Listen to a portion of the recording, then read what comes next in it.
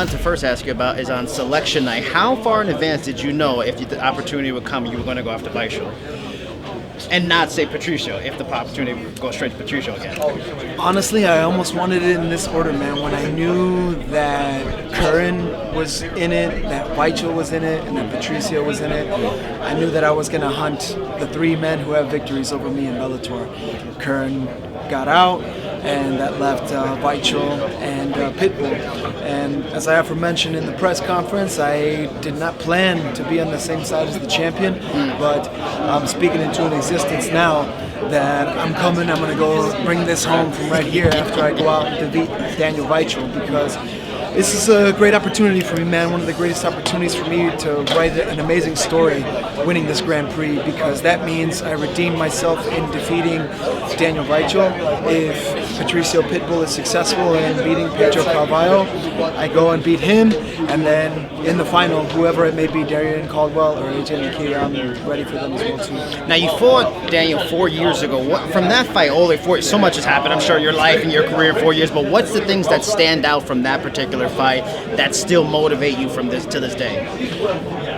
What I believe that not a lot of fighters will do, but I actually thank those men for those losses. I thank Daniel for those losses, because had I won, nothing would have changed in my training. Nothing would have changed in my mindset, my approach to the fight game. I probably would have kept doing the same things that I was doing, thinking that that was the way to win or to get by, etc. So I'm grateful that I lost that fight, because it taught me a lot. A loss is good if it teaches you something, and the great man Royce Gracie once said that. So a loss is good if you learn something from it, and I learned a lot from it. I learned a lot from my loss to Pat Curran before that, and then my loss to Patricio after that. So I'm thankful for the losses, because it's putting me on a much bigger platform now to really showcase what I've learned, how I've grown and matured and evolved as a mixed martial artist, as a fighter, as a man, and as a human being. I'm glad you brought up evolving, because, like I said, so much has happened since then. How have you changed? I mean, obviously, in that time, Daniel was like an elite, and he's kind of taken a step back. You've become one of the elites in the division. How have you and him both changed since that time, aside from kind of your status in the division? I still see the same Daniel Weichel. So I still see the same Daniel Weichel that I lost in 2015.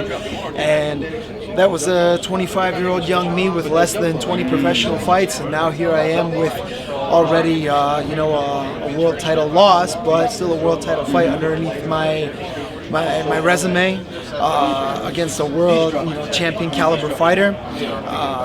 A lot of people believe that I won that fight against Daniel as well too, but like I said, I'm glad I lost. It taught me something. It taught me something really great, and it taught me to go out to get a title shot.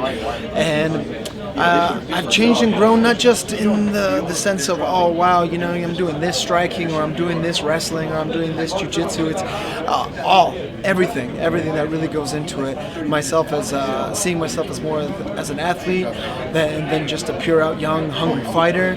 Seeing myself as the higher caliber of a fighter that I see myself too, knowing that I'm going out there and fighting the best guys in the division, the best guys in the world, guys that have twice as many pro fights as I do, and the amount of experience they have. Now I have that in my back pocket as well too, so now I get to use that to my advantage to take it to these men and any other men I face as well too. To circle back to the selection thing, and the funniest thing, I watched it again, and researched for all of this. You were the only guy who went up to the stage to make your decision by yourself. Why no coach? Why nobody was there? Or you knew so far the race, like, guys, you can stay back here. I can take this by myself.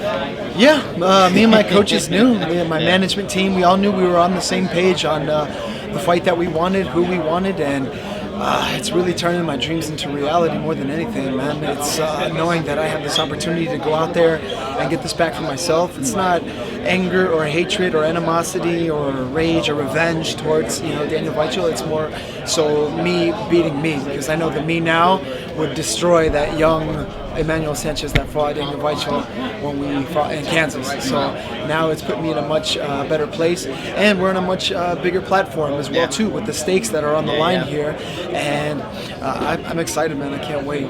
How much, obviously, getting revenge on Daniel is big, because you've been thinking about it for a while. Obviously, getting a win is big, but how much is it a motivation now that you know you're on the bracket with Patricio to get back? Because we talked about in the past, that Patricio fight, how you left him, made him go to the hospital, you didn't go to the hospital, how you feel you won that fight, you did a lot of good things. How much is this motivation in this fight just getting back to him? There is that great motivation, of course, to go out and beat Daniel Weichel. It's kind of ironic because back when I fought Daniel the first time, he had just coming off his shot at the title, and he had just lost, and everyone knew he was very close to winning. And I knew when I was going to fight him, I was like, wow, I'm going to fight the last man who just fought for the title here, so that means Bellator is really investing in me. They're putting a lot in me. I'm seen now as a title contender, and I went into that fight seeing it as almost a title eliminated fight, that if I get a win over him, I get the next shot at the title, or close to getting a next shot at the title. And it didn't go my way. It put me on a different path, but I'm very grateful for it because it taught me a lot. And all the wins, and obviously even the loss going into Patricio, has taught me so much, man. Just a vast amount of knowledge. The wealth of knowledge, you know, it's never lacked, and that's something that I'm very, very thankful for. Not just in my diet, my training, but in my mind, in my heart, in my spirit, every which way that one prepares for a fight. That's what's allowed me to make it easier for me to bring it into this fight game and to bring it into this Grand Prix. I'm a strong man of faith, and I truly believe that it wasn't meant to beat those guys then, to fight for the title then against Daniel Weichel when I was 25, to win the title when I was facing Patricio 2 years ago. Now I'm on this big platform, the stakes are much higher, and it's something truly remarkable and truly amazing, and now I'm here to turn my dreams into reality. Now, speaking, let's assume you're turn those dreams into reality, you get, you know, the winner of the other side of the bracket. What is your pick? What are your thoughts on Carvalho and Patricio? Are people maybe underestimating Carvalho, or do you expect to see Patricio on the other side of this? I just know that there's levels. I'm giving Carvalho, you know, the chance. Of course, every fighter has a chance. Every single one of these fighters are great fighters that are in this Grand Prix. Not just that you saw on stage, but in this Grand Prix as well too, in this featherweight tournament, this featherweight division. Otherwise, they wouldn't have been selected in it. That's why that separates us from the heavyweight and welterweight. They had 8, we had 16. So this is all these guys were chosen for a reason. Pedro has obviously proven and shown that he's a killer. He's in it for a reason, so he has the opportunity and chance to turn his dreams into reality as well too.